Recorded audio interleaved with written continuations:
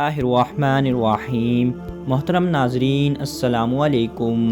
فرعون کی طاغوتی مشینری اس قدر ظالم اور بے رحم تھی کہ اپنے باقی رہنے کے لیے چھوٹے بڑے اور مرد و زن کسی پر بھی رحم نہ کرتی تھی۔ فرعون نے اپنے محل میں اپنی بیٹیوں کی میک اپ کرنے کے لیے مخصوص عورتیں رکھی ہوئی تھیں، جن میں ایک حضرت عزریل کی زوجہ تھی اور حضرت عزقیل اس وقت تک حضرت موسیٰ علیہ السلام کی جانشینی اور عہدہ نبوت پر فائز نہیں ہوئے تھے اور ایک عام مومن کی حیثیت سے زندگی بسر کر رہے تھے۔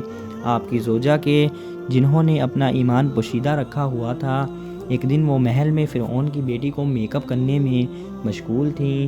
اچانک ان سے ہاتھ سے کنگا گر گیا تو انہوں نے اپنی عادات کے مطابق بسم اللہ۔ فرعون کی بیٹی نے کہا، کیا اس کلمے سے تمہاری مراد میرا باپ فرعون تھا؟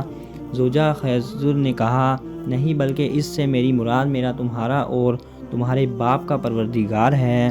فرعون نے کہا، میں یہ بات جا کر اپنے باپ کو بتاؤں گی۔ زوجہ عزقیل نے کہا، جاؤ بتا دو، مجھے کوئی ڈر نہیں۔ وہ اپنے باپ کے پاس گئی اور پورا واقعہ اس کے گوشے گزار کیا۔ فرعون نے زوجہ خضر اور ان کی اولاد کو طلب کیا اور ان سے کہا، تمہارا پروردگار کون ہے؟ زوجہ نے کہا، میرا اور تمہارا رب خدا ہے۔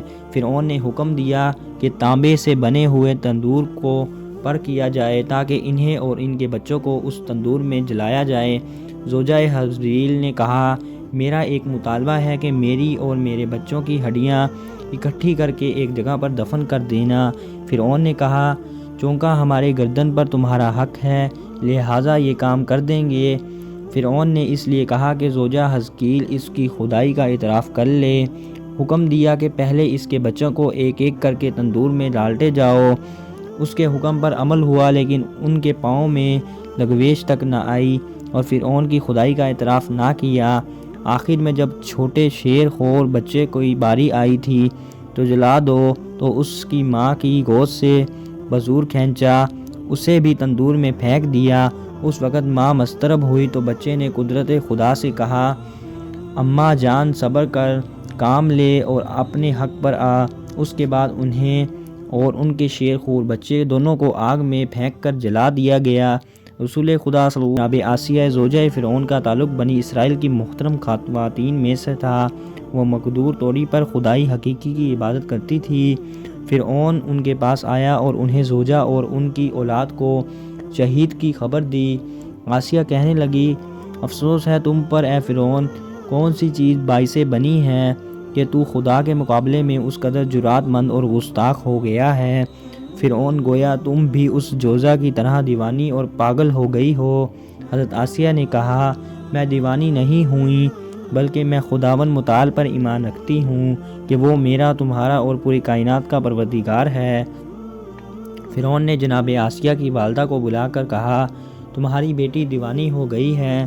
میں نے قسم کھائی ہے کہ اگر اس نے موسیٰ علیہ السلام کے خدا کا انکار نہ کیا تو میں اسے آگ میں جلا دوں گا، مار دیا۔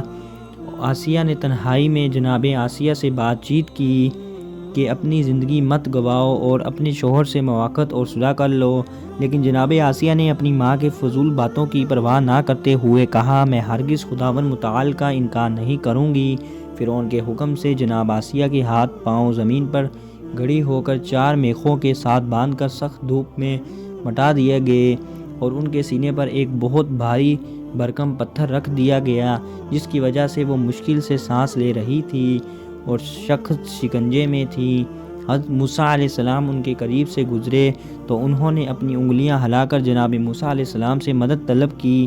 حضرت موسیٰ علیہ السلام نے ان کے لیے دعا کی۔ اس دعا کی برکت سے ان کا درد ختم ہو گیا تو انہوں نے خدا کی طرف متوجہ ہو کر عرض کیا، خدایا، بہشت میں اپنے پاس میرے لیے ایک گھر بنا دے۔ اللہ تعالیٰ نے ان پر وحی بھیجی کہ اپنا سر اور اوپر اٹھاؤ۔ انہوں نے اپنا سر بلند کیا تو بہشت نے اپنے لیے مروہ ریت سے مزین ایک تیار گھر دیکھا تو مسکرا کر دین۔ فرعون نے حاضرین سے کہا، اس عورت کی دیوانگی دیکھیں کہ اتنے سخت شکنجے میں بھی مسکرا رہی ہے۔ بس اس طرح سے اس مہربان اور دلیر خاتون کی، جن کا حضرت موسیٰ علیہ السلام پر بہت زیادہ حق ہے اور مختلف مواقع